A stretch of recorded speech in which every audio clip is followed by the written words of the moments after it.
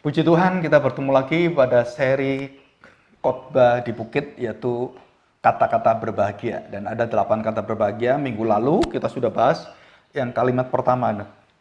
Berbahagialah atau diberkatilah, terberkatilah orang yang miskin di dalam roh. Tanda petik di hadapan Allah. Akan karena memiliki kerajaan Allah, ya, kerajaan surga. Nah, hari ini kita membahas akan diberkatilah orang yang berduka cita karena mereka akan dihibur. Maksudnya apa? Dan kita akan belajar bersama-sama makna yang begitu dalam, yang begitu indah berduka ini. Jadi bukan negatif, tetapi ada satu kedalaman melihat pada diri kita dan bagaimana kita akan diberkati Tuhan. Dengan jiwa dan mental serta karakter orang-orang yang di dalam kerajaan Allah bersama dengan Tuhan. Mari kita berdoa. Bapa, kami bersyukur di hadapan-Mu. Kami bersyukur Tuhan karena ajaran-Mu tidak terhapuskan dan akan selama-lamanya. Kata-kata berbahagia ini akan terus berlanjut bukan hanya di bumi ini, tetapi sampai dalam kekekalan di surga bersama dengan Engkau. Dan Engkau jelas memberikan pada kami satu firman yang kekal, bukan hanya di bumi ini yang kami lihat sampai kepada kekekalan bersama dengan Engkau. Tuhan, ajar kami supaya kami tekun, supaya kami sungguh-sungguh mengerti dan bukan hanya memahaminya, tetapi kami menjalaninya dan menaatinya. Dan bersama dengan Roh-Mu, kami dikuatkan, kami dimampukan, kami ditegakkan, dan kami percaya Tuhan, inilah kasih karunia yang indah di hadapan-Mu. Di dalam nama Tuhan kami Yesus Kristus, kami serahkan doa kami ini. Amin. Oke, kita akan baca di dalam Matius pasal yang ke-5 ayat yang ke-3 dan 4, ya. Saya ulangi. Berbahagialah orang yang miskin di hadapan Allah karena mereka yang empunya kerajaan surga. Berbahagialah orang yang berduka cita karena mereka akan dihibur. Nah, perhatikan. Miskin dan berduka itu dalam konteks dunia adalah hal yang paling ditolak oleh manusia. Waduh, miskin, saya nggak mau. Bahkan undang-undang negara kita pun mengatakan bahwa kemiskinan itu harus diberantas. Dan harus dihilangkan dari muka bumi ini. Peperangan kemiskinan. Betul, itu nanti di surga gitu ya. Kesusahan, segala sakit penyakit gitu. Tetapi kita tahu bahwa miskin itu adalah negatif secara dunia. Dan dipakai oleh Tuhan untuk menjungkir balikan konsep-konsep dunia yang salah tentang kemiskinan itu. Dan miskin ada yang membahagiakan. Nah, minggu yang lalu sudah saya jelaskan ini. Nah, sekarang kita melihat berduka. Berduka itu paling gak enak. Jadi kalau saya sebagai orang tua, melihat anak saya menangis, sedih, saya ikut sedih. Kenapa? Karena ada perasaan relasi yang dekat dan kemudian kita merasa, aduh gak enak. Kalau anak kita bersuka cita, terus mendapatkan pekerjaan yang baik, mendapatkan hidup yang baik, keluarga yang baik, aduh kita suka cita sekali. Tapi kalau berduka, aduh kayaknya ini nggak enak deh gitu kan. Nah, kita akan belajar hari ini kalimat ini. Berbahagialah orang yang berduka cita karena mereka akan dihibur. Dalam bahasa aslinya, terberkatilah orang yang berduka cita karena mereka akan dihibur. Atau diberkatilah orang yang berduka cita karena mereka akan dihibur. Jadi blessed. Jadi blessed. Dan itu dikatakan di sini artinya adalah kita diberkati karena kita berduka cita. Nah, kita melihat apa sih arti berduka cita. Nah, berduka itu berkaitan dengan satu ratapan, satu tangisan yang disertai dengan satu kedalaman hati. Bahwa melihat dirinya dan melihat pada hal yang sulit diterima dan dia betul-betul menyesal dan berduka. Dan ini apa artinya? Ya, perhatikan baik-baik. Kemampuan kita berduka cita dari sejak manusia jatuh dalam dosa, berduka cita manusia adalah menuju kepada kesalahan. Berduka cita manusia menuju kepada kedagingannya.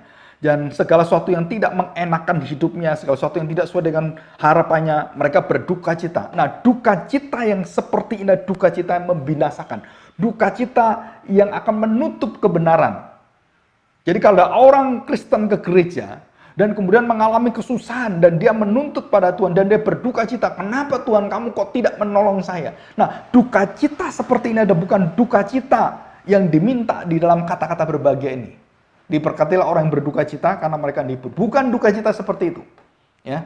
Dan bukan berduka cita karena perasaan kita yang tidak nyaman, insecure, atau jaminan-jaminan yang tidak pernah bisa kita dapatkan dan berduka. Bukan itu, bukan berkaitan dengan dunia ini. Tapi berduka di sini adalah berkaitan dengan kemampuan di dalam diri kita, kemampuan untuk mengenal bahwa manusia tidak bisa melakukan apa yang diminta Tuhan. Dan manusia di dalam dosanya itu tidak bisa menaati Tuhan. Dan seperti kita berduka cita tiap hari. Kenapa? Karena kita tidak mampu melakukan bersama dengan Tuhan. Kita tidak bisa sungguh-sungguh melakukan itu karena kita terus jatuh dalam dosa. Kita jatuh lagi dalam dosa. Dan seperti Rasul Paulus katakan dalam Roma pasal 7, apa yang baik, apa yang firman Tuhan yang kita dengarkan, yang kita mengerti betul, firman Tuhan jelas mengatakan demikian. Kenapa ya? Kalau saya sering kali marah keluar, sering kali mulut saya ngomong sesuatu yang bisa menyakitkan orang, dan kita tiap hari di dalam dosa kita. Kenapa kita nggak bisa sabar, tenang, murah hati? Kenapa seperti itu? Nah, kita waktu melihat diri kita seperti ini, disitulah kita berduka cita. Berduka cita karena kita tidak mampu melawan dosa kita. Kita berduka cita karena kita tidak bisa melangkah dengan kekuatan daripada diri kita untuk melawan semua dan kita menaati Tuhan. Jadi yang pertama, posisi kita itu tidak mampu dan kita berduka cita di sana. Jadi bukan berduka cita artinya adalah karena kita tidak bisa mencapai atau mendapatkan sesuatu, bukan. Tapi dalam diri kita tidak ada kemampuan dalam diri kita untuk mengerjakan apa yang dituntut oleh Tuhan. Apa itu? Kebenaran dan kesempurnaan Allah. Dan ini dua pilar ini yang selalu ada di dalam khotbah di bukit.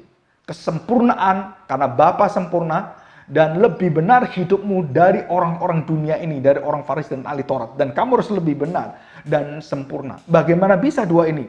Nah, waktu dipaparkan di sini, kita berduka cita. Kenapa? Kita melihat diri kita, oh benar, saya nggak bisa lakukan ini. Jadi jelas di sini katakan, berbahagialah orang yang berduka cita. Bukan negatif, ya, dari arti dunia, tetapi dari arti positif, bahwa kita mengerti posisi kita mengerti bahwa kita tidak mungkin kita bisa menyenangkan hati Tuhan.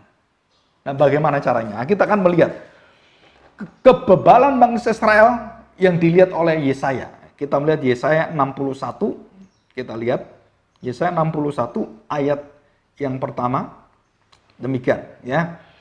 Roh Tuhan Allah ada padaku, oleh karena Tuhan telah mengurapi aku. Nah ini, Ia telah mengutus aku untuk menyampaikan kabar baik, Injil, kepada orang-orang sengsara. Dan merawat orang-orang yang remuk hati, orang yang miskin di hadapan Allah, orang-orang sengsara. Untuk memberitakan pembebasan kepada orang-orang tawanan. Dan kepada orang-orang yang terkurung kelepasan dari penjara.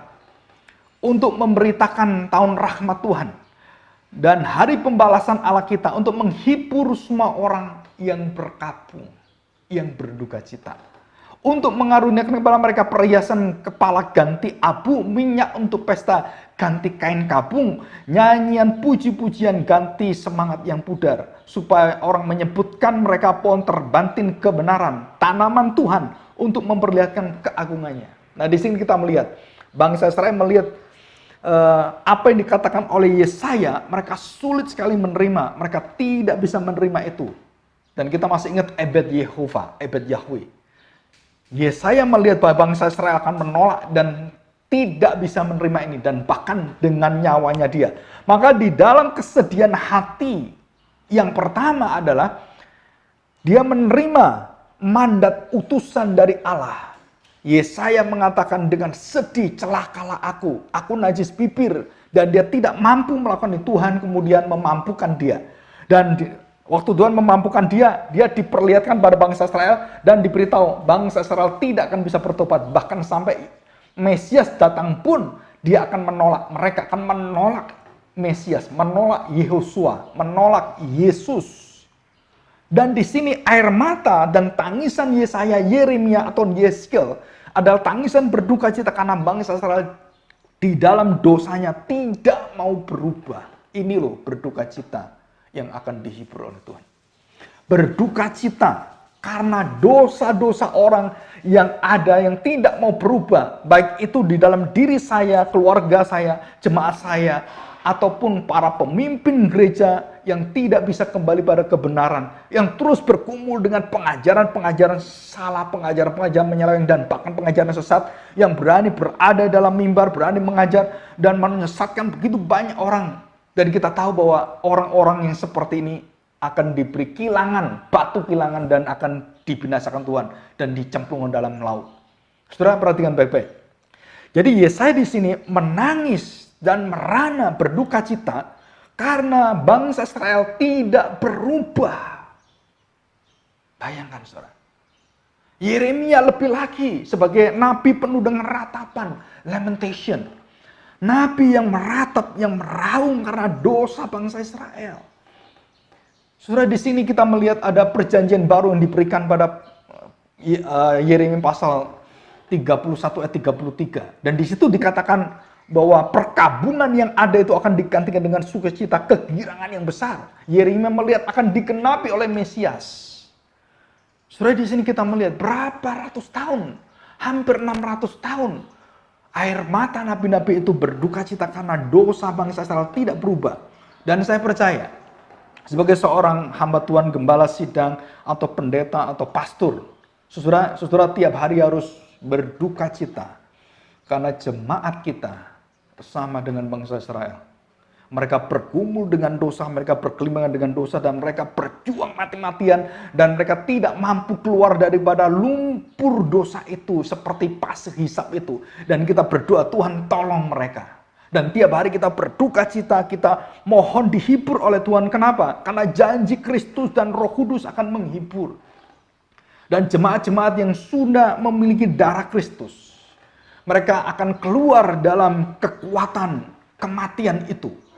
Dan disitulah jemaat akan berduka cita waktu mereka berbuat dosa. Mereka akan menyesal, menepuk dadanya, dan mereka kembali berkata pada Tuhan, Tuhan tolonglah saya. Dan mereka datang kembali pada kata berbagi yang pertama, miskin di hadapan Allah. Dan berduka cita ini adalah langkah kedua lahir dari setelah hati miskin di hadapan Allah. Dan disitulah dia tidak mampu, Tuhan tolong saya, Engkaulah pemilik hidup saya. Dan disitu Roh Kudus kemudian memberikan kekuatannya. Roh Kudus memberikan kekuatan darah Kristus mengubahkan hidupnya dan memampukan dia menghasilkan buah roh. Sabar, sukacita, damai akhirnya keluar dalam hati kita. Dan tubuh kita penuh dengan dosa. Daging kita masih diikat dengan banyak dosa. Tetapi manusia yang baru, manusia di dalam roh, miskin dalam roh itu, akhirnya ada dan penuh dengan sukacita, membawa buah sukacita yang besar. Dan kita akan bersama-sama melihat ini. Ya, bagaimanakah berduka cita ini? Kita lihat di dalam Lukas 18. Lukas 18 ayat yang ke-31. Ya, Lukas 18 ayat yang 13. Lukas 18 ayat yang 13 demikian. Tetapi pemungut cukai itu berdiri jauh-jauh, bahkan ia tidak berani menengadah ke langit. Melainkan ia memukul dirinya dan berkata, Ya Allah, kasihanilah aku orang berdosa. Perhatikan baik-baik, kasihanilah.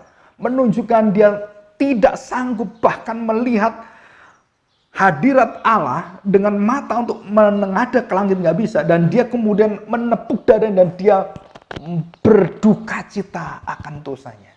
Dan berbeda dengan orang ahli Taurat, orang Farisi yang berdoa dengan kebanggaannya dan kemudian merasa dia sudah mengalahkan dosa-dosa dan dia bisa bangun dengan ritual, dengan puasanya, bahwa puasanya bisa menebus dosa dan kemudian kelakuan baiknya bisa menebus dosa. Saudara, ini yang disebut sebagai hati yang bukan miskin, sombong di dalam roh. Wah, luar biasa, saudara. Bangga di dalam roh yang tidak dibenarkan dan tidak bisa diterima oleh Tuhan. Dan mereka tidak bisa melihat kerajaan Allah. Kenapa? Karena hal ini akan menghalangi mereka melihat kerajaan Allah. Bagaimanakah orang yang berduka cita melihat dan memiliki kerajaan Allah itu. Dan kita bersyukur di sini bahwa kita diberitahu satu perumpamaan, satu cerita, satu story orang yang berdosa, Matius pemungut cukai. Pemungut cukai itu dibenci orang Israel, dihindari Israel dan dikutuk, dihujat orang Israel. Tapi Tuhan memakai pemungut cukai ini yang dihujat, dikutuki itu dalam dosanya itu, tidak diterima dunia, pengkhianat bangsa itu, menjadi anak Tuhan yang diterima Tuhan. Kenapa? Karena berduka cita, berhati miskin di hadapan Tuhan. Ya, nah, kita sekarang masuk dalam contoh-contoh yang banyak sekali berduka cita. Di dalam Alkitab kita melihat berkali-kali Tuhan Yesus berduka cita. Dan ada 3 tangisan duka cita Tuhan Yesus. Ya, di dalam Ibrani kita tahu bahwa Tuhan Yesus berduka cita. Manusia yang penuh dengan sengsara, manusia yang penuh dengan tangisan, manusia yang penuh dengan aniaya, manusia yang penuh dengan pengkhianatan, manusia yang penuh dengan segala-galanya. Tuhan Yesus menangis berulang-ulang. Tetapi ada 3 tangisan, ada 3 duka cita yang luar biasa yang membuka rahasia berduka di dalam roh ini. Berduka cita ini. Yang pertama adalah Tuhan Yesus menangisi Lazarus. Yang kedua, Tuhan Yesus menangisi Yerusalem. Dan yang ketiga, Tuhan Yesus menangisi seluruh isi dunia di dalam doanya di Getsemani sebelum dia naik ke kayu salib. Dan di dalam hidup dia, tangisan itu pasti ada semuanya. Karena dituliskan dalam Ibrani pasal 4, bahwa Tuhan Yesus manusia biasa dan dia penuh dengan tangisan, penuh dengan kesusahan, penderitaan dan semuanya. Jadi tangisan itu adalah sesuatu yang sudah lumrah terjadi. Tetapi ada 3 duka cita, 3 tangisan dan ratapan yang luar biasa yang Tuhan Yesus lakukan. Dan 3 tangisan ini berduka bukan seperti dunia. Jadi yang pertama, perhatikan baik-baik. Dia menangisi waktu Lazarus mati. Dan dia menangis, dan dia hatinya berbelas kasihan dan berduka cita. Banyak orang mengatakan Tuhan Yesus menangisi Lazarus. Tuhan Yesus menangisi bahwa Lazarus itu harusnya ditolong, dia kasihan, dia sakit. Bukan seperti itu. Tangisan Tuhan Yesus adalah tangisan karena ketidakpercayaan.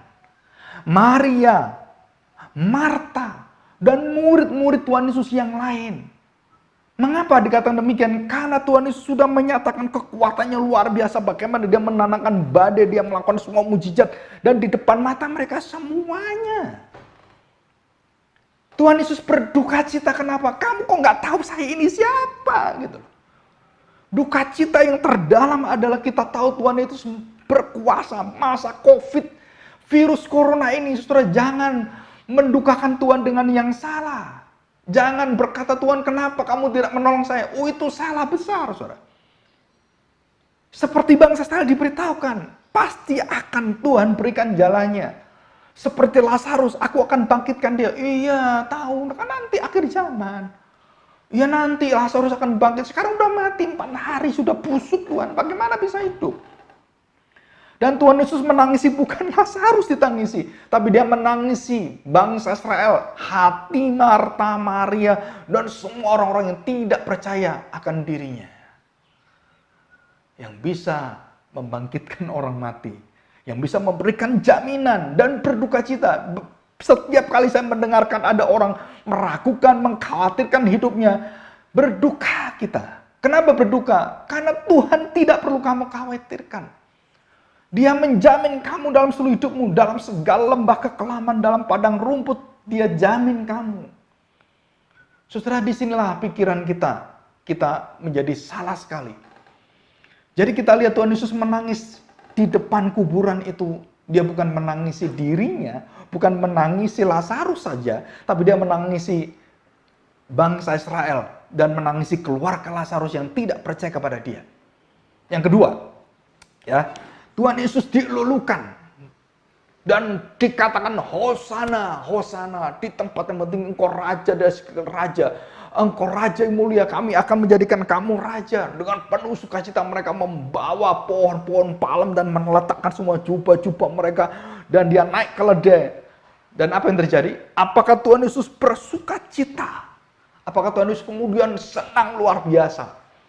Jawabannya aneh sekali. Tuhan Yesus turun dari keledai dan dia memandang pada Yerusalem.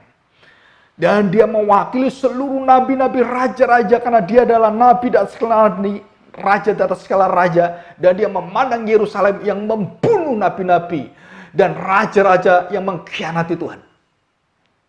Saul, Salomo, jauh semua mengkhianati Tuhan. Imam-imam yang menjijikkan di hadapan Tuhan. Nabi-nabi yang melihat semua dengan tangisan karena kedekilan bangsa Israel. Dan waktu dia melihat Yerusalem yang akan dengan keputusannya melalui bait Allah itu, yang harusnya bait Allah itu menjunjung dia karena dia adalah bait Allah, mereka memutuskan membinasakan sang bait Allah. Jadi waktu Tuhan Yesus turun dan dia melihat apa yang terjadi dan dia melihat apa yang terjadi di sana, saudara, dia bukan melihat pujian manusia, dia tidak melihat kekaguman manusia, saudara, seperti gereja sekarang. Banyak orang kagum seperti hosana, hosana, melihat kekuatan yang luar biasa, mujizat yang luar biasa. No, Tuhan menangisi gereja sekarang sama seperti dia menangisi Yerusalem. Apa yang ditangisi? Kenapa kamu membuang aku? Kenapa berita aku naik ke kayu salib tidak kamu beritakan? Kenapa kebangkitanku tidak kamu percaya? Dan disitulah segala penderitaan dan kehinaannya ditolak oleh gereja, ditolak oleh bangsa Israel. Dan dia menangis di sana. Dan dia menangis dengan jeritan yang luar biasa. Diceritakan dalam kitab Lukas. Tuhan Yesus menangis dengan teriakan yang luar biasa. Oh Yerusalem, Yerusalem. Oh gereja-gereja Tuhan, gereja-gereja Tuhan, umatku, jemaatku. Kembalilah, aku seperti induk ayam. Sudah disitulah Tuhan Yesus turun dan menangis. Dan murid-murid semua orang terheran-heran. Kenapa kamu kok nangis? Saya memuji-muji kamu, saya meninggikan kamu. Kamu luar biasa, termasuk iblis pun ikut memuji-muji Tuhan. Saudara, tapi tidak terima Yesus di kayu salib. Dan gereja-gereja, orang-orang Kristen yang tidak terima ini, jangan berduka cita jika nanti kamu dibinasakan Tuhan selama-lamanya. Dan disinilah kita melihat Yesaya, Yeremia, Elia melihat hati bangsa Israel. Dan sekarang rasul-rasul dalam tulisannya dan semuanya melihat bangsa-bangsa yang ada sekarang. Kita bersuka cita karena ada perjanjian baru, ada hiburan dari Tuhan, ada kuasa Taurat, rahmat Tuhan akan dicurahkan. Dan Roh Kudus akan datang dan menghibur engkau. Puji Tuhan. Di satu sisi kita tidak ada harapan, di sisi yang lain Tuhan punya kuasa dan Tuhan memberikan rohnya kepada kita. Dan di dalam peristiwa kenaikan Tuhan Yesus yang paling luar biasa yang harus kita lihat, kita fokuskan adalah pekerjaan Roh Kudus yang luar biasa. Tetapi yang kita lihat sekarang pekerjaan roh setan, roh antikristus yang luar biasa. Dan kita percaya ada harapan, ada penghiburan. Roh Kudus akan terus bekerja dalam hati orang yang sungguh-sungguh. Dan barang siapa hari ini mendengarkan firman Tuhan, mendengarkan berduka cita di dalam Tuhan yang benar. Saudara, kita berduka cita hari ini. Dosa saya, dosa pemimpin-pemimpin yang ada, dosa-dosa gereja-gereja yang tidak memberitakan kebenaran. Dan disitulah dosa itu akhirnya dibawa oleh Tuhan Yesus di Getsemani. Dan dia menangis menetes seperti darah. Saudara, luar biasa. Saudara. Dan itulah tangisan yang terakhir. Tangisan yang penuh dengan melihat bahwa manusia betul-betul akan menolak.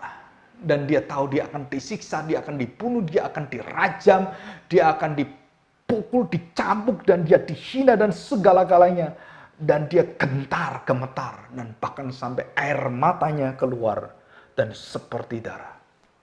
Saudara, apakah kita mau mengulang Yesus ke kayu salib lagi? Nggak mungkin, saudara. Karena Roh Kudus ada dan saya percaya. Saya tiap hari berdoa di dalam gereja Puritan Reform. Saudara, saya berdoa supaya ada generasi-generasi yang akan menggantikan dan bukan hanya orang-orang tertentu, tetapi satu kuasa roh itu akan membangkitkan orang-orang yang mau miskin di dalam roh, berduka cita di dalam Tuhan. Dan semua akan dibangkitkan Tuhan. Mari kita berdoa dan kita mohon tuntunan kuasa Tuhan. Dan biarlah hati kita terus berduka cita dan akan digirangkan, dihiburkan oleh Tuhan. Karena kita melihat dunia ini harus kembali kepada firman yang kekal. Kuasa roh Allah, kuasa Roh Kudus satu-satunya lah yang bisa menolong kita. Dan bukan usaha kita, bukan kekuatan kita, bukan cara-cara kita beribadah, bukan. Tetapi biarlah roh itu seperti angin, bekerja seperti yang dia mau. Dan mengubahkan dengan firman yang kekal. Dan aminilah firman Tuhan hari ini. Bapa, kami bersyukur, kami serahkan hati kami Tuhan. Kami seringkali salah berduka cita. Kami seringkali khawatir. Kami sedih karena kami berpusat pada diri kami. Tetapi hari ini Tuhan, kami sungguh melihat apa yang akan dihiburkan oleh Tuhan. Kami melihat diri kami yang diikat di dalam dosa yang sudah dilepaskan Tuhan, yang masih terus daging kami ini masih melakukan dosa-dosa. Tuhan, tolong kami. Kami berduka Tuhan. Kami tidak berani memandang Engkau seperti pemungut cukai itu berdoa Tuhan. Dan kami juga berdoa bagi pemimpin-pemimpin gereja Tuhan, para pengkhotbah, penginjil yang tidak mengerti hati Tuhan. Yang terus diharapkan dengan sukacita yang seperti dunia ini. Dan memamerkan kuasa-kuasa Tuhan, tapi tidak pernah menerima seperti Yerusalem. Pekerjaan Kristus yang mengubahkan hati manusia. Tuhan, ampunilah kami. Tuhan, bawalah hati kami. Dan bangkitkan kami Tuhan.